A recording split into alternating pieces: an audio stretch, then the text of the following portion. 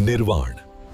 कभी आपने सोचा है, कुछ लोग बिना ज्यादा मेहनत किए आगे बढ़ जाते हैं और कुछ लोग दिन रात मेहनत करके भी वहीं के वहीं रह जाते हैं।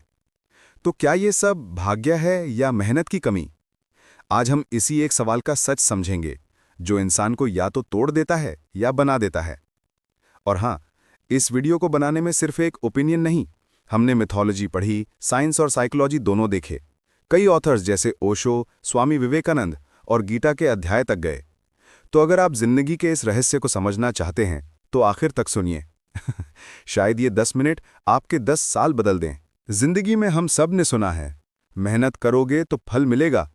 लेकिन फिर हम देखते हैं, कुछ लोग बिना मेहनत के भी फल पा लेते हैं और कुछ लोगों को मिलता है सिर्फ इंतजार। तो सवाल ये है, भाग्य बड़ा है या मेहनत? एक कहानी से शुरुआत। महाभारत में कहानी आती है, अर्जुन और दुर्योधन दोनों कृष्ण के पास गए थे। एक ने कहा, मुझे आपकी सेना चाहिए। दूसरे ने कहा, मुझे आप चाहिए। कृष्ण मुस्कुराए और बोले, मैं किसी के पक्ष में नहीं। एक तरफ मैं हूं बिना हथियार के, दूसरी तरफ मेरी सेना। दुर्योधन ने सोचा, बिना हथियार वाले कृष्ण का क्या फायदा? और अर्जुन ने कहा, मुझे तो बस कृष्ण चाहिए। और परिणाम सब जानते हैं, अर्जुन जीता, क्योंकि उसने मेहनत के साथ भाग्य का सही योग चुना। कृष्ण उसके कर्म के साथ थे, और यही गीता में लिखा गया है, कर्मण्येवाधिकारस्ते मा फलेषु कदाचन। भगवद गीता अध्याय 2 श्लोक 47। यानी तेरा अधिकार सिर्फ कर्म करने में है, उसके फल में नहीं। मतलब साफ है, भाग्य लिखा नहीं होता, वो हमारे कर्मों से लिखा जाता है। भाग्य क्या है? साइंस और स्पिरिचुअलिटी का पर्सपेक्टिव। साइंस कहता है, Karma is action with energy. Physics में एक लॉ है, every action has an equal and opposite reaction. Karma भी वही है, जो वाइब्रेशन हम दुनिया में भेजते हैं वैसे ही वाइब्रेशन हमारे पास लौट कर आते हैं। ओशो कहते हैं, मेहनत सिर्फ शरीर की नहीं होती। जो व्यक्ति अपने कर्म में पूरी जागरूकता से लगा है, उसका भाग्य उसके भीतर से लिखा जाता है। यानी भाग्य कोई लिखा हुआ पत्थर नहीं, ये एक लिविंग प्रोसेस है जो आपके कर्मों के साथ बदलता रहता है। अगर आज आप मेहनत कर रहे हैं लेकिन दिल में डाउट है, तो एनर्जी आधी हो जाती है। पर अगर विश्वास पूरा है, तो यूनिवर्स भी मिलकर कहता है कि ये इंसान डिजर्व करता है।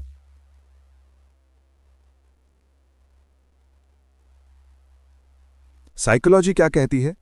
हार्वर्ड के एक रिसर्च में बताया गया, जो लोग इंटरनल लोकस ऑफ कंट्रोल में बिलीव करते हैं, यानी मेरी लाइफ मेरे एक्शंस का रिजल्ट है, वो लोग 3 टाइम्स ज्यादा सक्सेसफुल होते हैं उन लोगों से जो कहते हैं सब किस्मत है।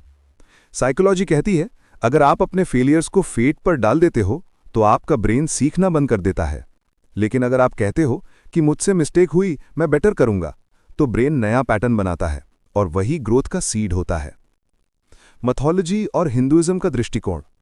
हिंदू धर्म में भाग्य को स्वीकार किया गया है, पर एक शर्त के साथ।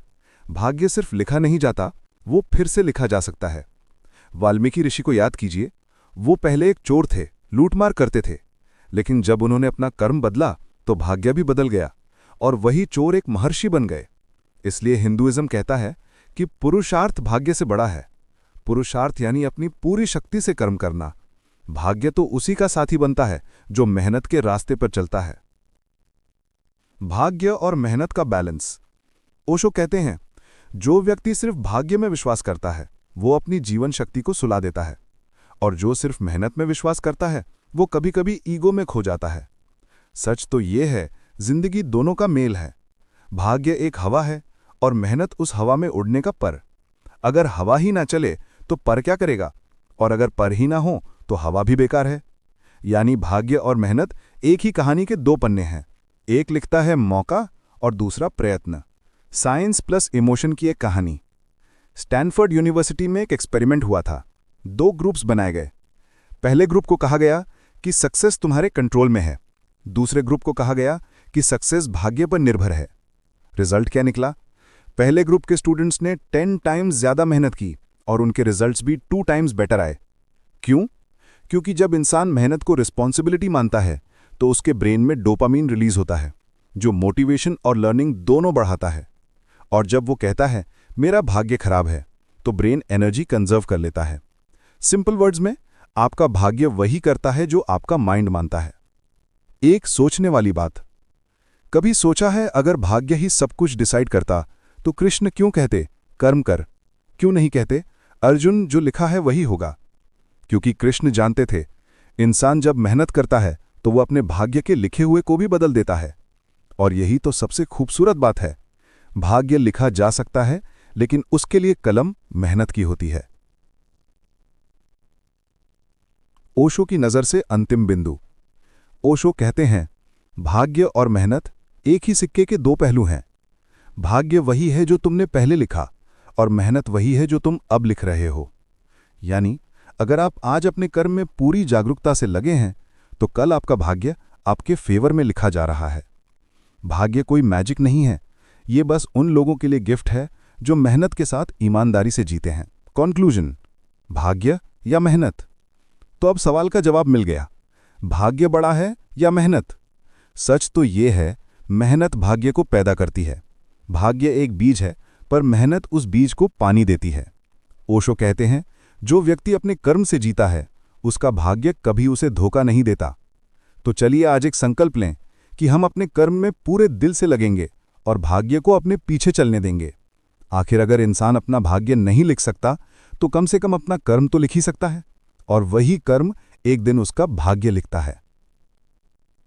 अगर आप अभी तक सुन रहे हैं तो इसका मतलब है इस वीडियो ने आपके दिल को कहीं ना कहीं छुआ है।